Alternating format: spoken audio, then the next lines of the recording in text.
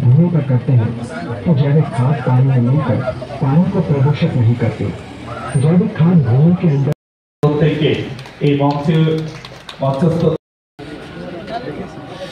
দপ্তরের অফিসিয়ালস,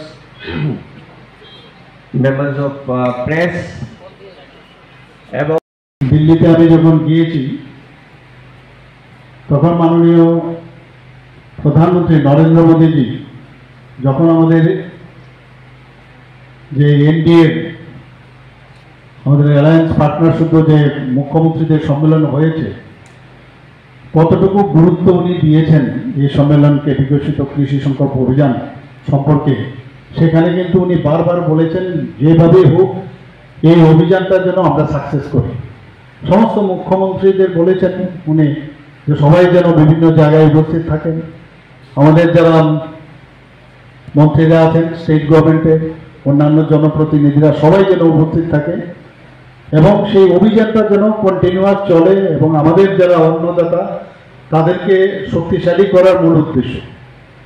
আমরা জানি যারা কৃষি গবেষক যারা আছেন, এই কৃষি গবেষক তারা গবেষণাগারে গবেষণা করেন, কিন্তু তাদের এই গবেষণার যে মূল বিষয়গুলো সেইগুলো কিন্তু কৃষকের কাছে যে পৌঁছে যাওয়ার যে বিষয়টা, গ্যাপটা যাতে কম হয় তার জন্যই অভিযান, যাতে সমস্ত সাইন্টিফিক্যালি যেসব কৃষি জমিগুলো যাতে আরও ভালো হয়, উর্বর হয়, আবহাওয়ার পরিপ্রেক্ষিতে যে সমস্যা হয়, পোকামাকড় ইত্যাদি লাগে, তাকে কিভাবে আমরা মোকাবেলা করতে আধুনিক পদ্ধতিতে কিভাবে কৃষকদের সমৃদ্ধি করবে সেই ব্যবস্থার জন্যই এই অভিযান। আমরা সবসময় জানি যে আমাদের আর্থিক যে উন্নয়ন একটা রাজ্যের বা আমাদের দেশের, সেগুলো কিন্তু আমাদের কৃষকদের উপরে আমাদের ভরসা করতে হয়। এখন সেই যুগ আর নেই যে লাঙ্গল দিয়ে চাষ করলে আমাদের কৃষি কাজ চলবে, সেই যুগ নাই, এখন যুগ এই যুগ নেই।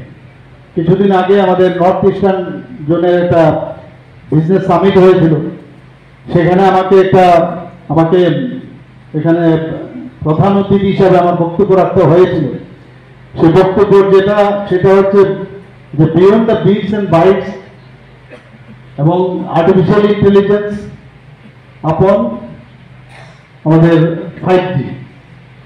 প্রথমে তো বুঝতে অসুবিধা হয়েছিল যে কোন জায়গায় গেছে এখন, যে আর্টিফিশিয়াল ইন্টেলিজেন্সের সাথে যুক্ত হয়ে 5Gর মাধ্যমে কোন জমিতে কখন বৃষ্টি আসবে, আগে আসবে বা কি পরিমাণ বৃষ্টি হবে সেটা আগভাগে মানে জানানো যায়। এবং সেই যে মেথড, সেই পদ্ধতিগুলো এখন সে লাঙ্গল থেকে বেরিয়ে, ট্রাক্টর থেকে বেরিয়েও, ট্রাক্টর তো লাগবে কিন্তু ট্রাক্টর থেকে বেরিয়ে গিয়ে আগে ভাগে আমাদের সতর্ক থাকা, এই যে বিষয়, সেই কারণেই এই অভিযান মূল উদ্দেশ্য। সেখানে সেই সামিটে সমস্ত নর্থ ইস্টার্ন জোনে যে অষ্টলক্ষ্মী মাননীয় প্রধানমন্ত্রী যে নাম দিয়েছে, সেখানে 30,000 কোটি টাকা মৌ সেখানে স্বাক্ষরিত হয়েছে। আপনারা শুনে খুশি হবেন, এর মধ্যে শুধু ত্রিপুরাতে 15,600 কোটি টাকার উপরে আমাদের মৌ স্বাক্ষরিত হয়েছে, শুধু ত্রিপুরা। অর্থাৎ ত্রিপুরার প্রতি মানুষের এখন বুঝতে পারছে যে এইরকম একটা রাজ্য নর্থ ইস্টার্ন জোনের মধ্যে আছে যেখানে মানুষ আসতে চাইছে। তো এখানে এগ্রিকালচারের বিষয়ে, হর্টিকালচারের বিষয়ে মানুষ আসবে। তো আপনাদের কাছে একটাই অনুরোধ, এট বেস্ট যা আমাদের সায়েন্টিস্টরা বলছেন এবং বীজ মাননীয় প্রধানমন্ত্রীজি বারবার বলছেন বীজ যে বাজার, এমন আমাদের বীজ আমাদের তৈরি হচ্ছে, সেখান থেকে এমন আমাদের কাজ করতে হবে যে এফপিও ঘটনা হয়েছে, বিভিন্ন এফপিওর মাধ্যমে সমস্ত জায়গা থেকে এসে আপনারা এমন এক বাজার তৈরি করুন।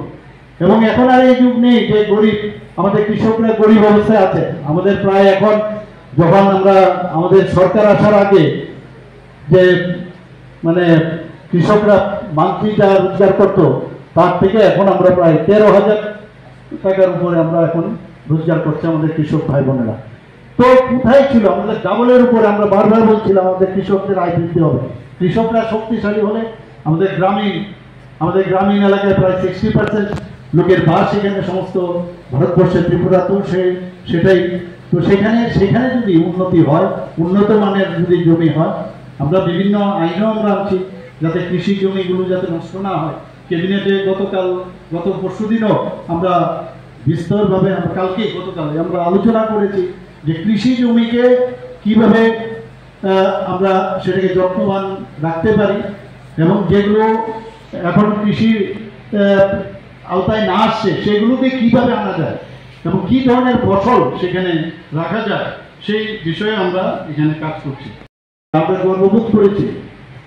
তো এই আমাদের যে এখন মিলিটারি, আমাদের প্রতিরক্ষার দিক দিয়ে আমাদের যে এখন মাননীয় প্রধানমন্ত্রীর কারণে যে শক্তিশালী হয়েছে সেটা আমরা দেখতে পেয়েছি। কিন্তু এখানে থেমে থাকলে হবে না, আত্মতুষ্টিতে ভুগলে চলবে না।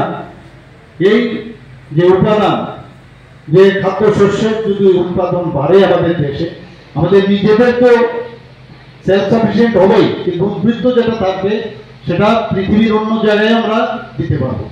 তো সেটা কি করে আগের মতো করলেই হবে না, সে পুরাতন যুগের চাষাবাদ করলে হবে না। আমরা এবারে দেখেছি যুদ্ধের সময় আমরা দেখতাম যে যুদ্ধ হচ্ছে, তো আমরা ভাবতাম যে কোথায় আর্মি আসবে, ক্রস বর্ডার করে সেখানে অন্য দেশে যাবে, কিছুই হলো না। সমস্ত প্রযুক্তির কারণে এক টিপে সব জায়গায় একদম প্রেসিশন, যেখানে যা যাওয়ার সেখানে গিয়ে এই উগ্রবাদীদের যে 9টা ঘাঁটি সেটা ধ্বংস করেছে। পাকিস্তানের বহু জায়গার মধ্যে তাদের যে এয়ার ডিফেন্স যে জায়গাগুলো ঘাঁটিগুলো ছিল সেগুলো আমরা ধ্বংস করেছি। মানুষকে মারতে হয়নি, কিন্তু এই যে এখন মডার্ন যুগের যে যুদ্ধ, আমরা পেট্রোল ট্যাঙ্ক এইসব আমরা খবর আমরা জানতাম, মানুষ সেই বন্দুক নিয়ে ঢুকে যেত, এখন এইসব এখন আর নেই।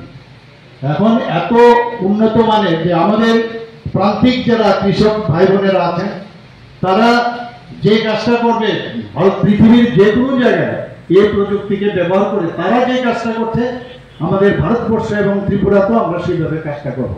এর জন্যই এই অভিযান, যে আগ বাড়িয়ে আমাদের জানতে হবে যে আমাদের যে সয়েল হেলথের কি কন্ডিশন আছে, আমাদের বিভিন্ন জমিতে ইহা 3 ফসলা হবে কি 2 ফসলা হলে ভালো হবে, উর্বরতাকেও ঠিক রাখতে হবে, কতটুকু আমাদের সার এখানে ব্যবহার করতে হবে।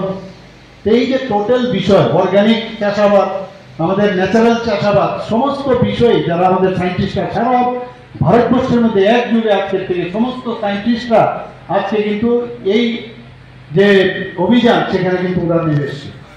যেটা মাননীয় প্রধানমন্ত্রীজি বারবার বলছেন যে আমাদের এই যে দেশ বাস্কেট অফ এগ্রিকালচারাল ফুড, এই যে নমেনক্লেচার উনি দিয়েছেন যে ভারতবর্ষকে এইরকম অবস্থার মধ্যে নিয়ে যেতে হবে, সেটা কথায় কথায় নয়, কাজের মাধ্যমেও সেটা আমাদের করতে হবে। এবং তার জন্য আমাদের যারা অন্নদাতারা আছেন তাদেরকে আরো বেশি করে তারা আগের থেকে বুঝতে পারবে সব কি কোন জায়গায় কি অবস্থা আছে।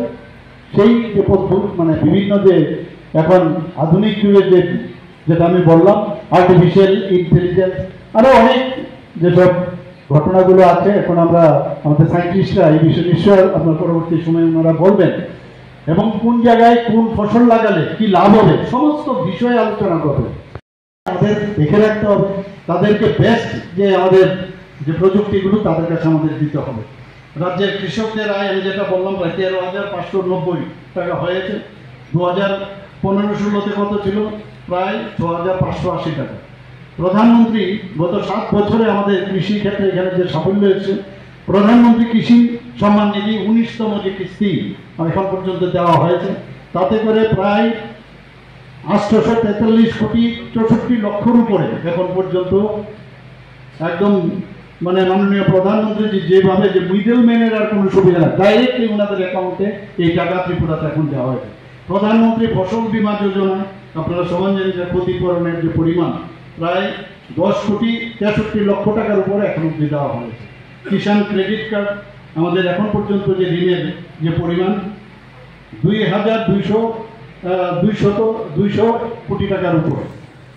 আমাদের মিনিমাম যে সাপোর্ট প্রাইস এমএসপি আপনারা জানেন যে আমাদের সরকার আসার পর প্রথম আমরা এই রবি মরশুমে আমরা ন্যূনতম সহায়ক মূল্যে দাম আমরা ক্রয় করি, এবং এখানে আমাদের প্রতি কেজিতে 23 টাকা প্রতি কেজিতে আমরা আমাদের এই সরকার এখন দিচ্ছে। তো তাতে করে প্রায় 446 কোটি টাকার উপরে এখন পর্যন্ত আমরা দিয়েছি। আমরা সয়েল হেলথ কার্ডের কথা যদি বলি, মোট 2,06,000-এর উপরে আমরা সয়েল হেলথ কার্ড বিতরণ করেছি। এফপিও আমাদের 58টা ব্লক আছে, 58টা ব্লকের মধ্যে একটি করে এফপিও গঠন করা হয়েছে। কৃষি যন্ত্রপাতি বিতরণ এখন পর্যন্ত আমরা যা করেছি তাতে করে বিভিন্ন কৃষি আজকেও দেওয়া হবে, কুসুমভিত্তি বলা হয়েছে, তাতে করে 204 কোটি টাকার উপরে এখন পর্যন্ত ভর্তুকিতে এই কৃষকদের জন্য দেওয়া হয়েছে। আমাদের বিভিন্ন যে বাজারগুলো আছে সেই বাজারগুলো আমাদের ঠিক করতে হবে, সেখানে ইনফ্রাস্ট্রাকচার ডেভেলপমেন্ট যাতে হয় সেই ব্যবস্থা আমরা করছি। এখন পর্যন্ত 144টি বাজারের যে বিভিন্ন ইনফ্রাস্ট্রাকচার সেটা করতে গিয়ে আমাদের মোট 303,42,00,000 টাকার উপরে বরাদ্দ এখন পর্যন্ত ধরা হয়েছে। আমাদের জৈব চাষের উপর আমরা জোর দিয়েছি, সেখানে বিভিন্ন যে সুগন্ধি ধান, আনারস, গোলমরিচ, আদা, হলুদ, লঙ্কা, লেবু, সুপারি ইত্যাদি ফসলগুলোর চাষ হচ্ছে। এখানে আমাদের প্রাকৃতিক চাষে এখন পর্যন্ত বারবার প্রধানমন্ত্রী খুব জোর দিচ্ছেন যে প্রাকৃতিক চাষ এবং আমাদের যে জৈব চাষ তার উপর। সেখানে বর্তমানে প্রায় 5,500 হেক্টরের উপরে এখন এই জমিতে এখানে কাজ হচ্ছে।